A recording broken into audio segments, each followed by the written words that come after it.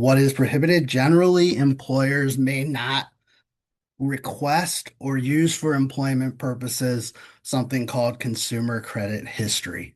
Consumer credit history is a new term that is defined now in the Fair Credit Reporting Act in New York State that didn't exist exactly before.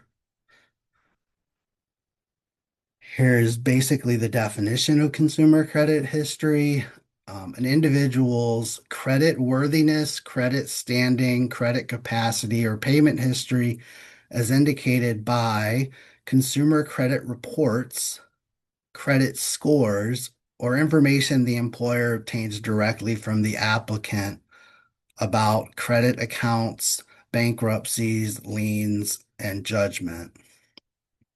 Applicant or employee if the person is already working when you're getting this information.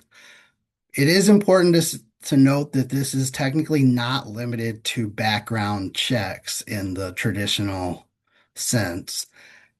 There is some potential confusion between consumer credit history and consumer credit reports that we'll try to explain a couple of times throughout this presentation.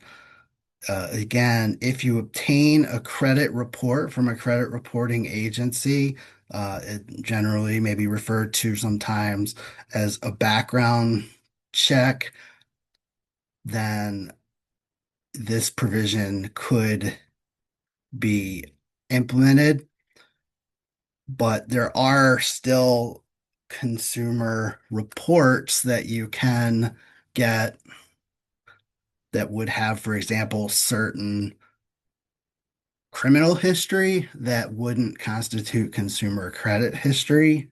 Granted, there are other restrictions on using criminal history in hiring, but those haven't necessarily changed unless something arguably fits under the new category of consumer credit history.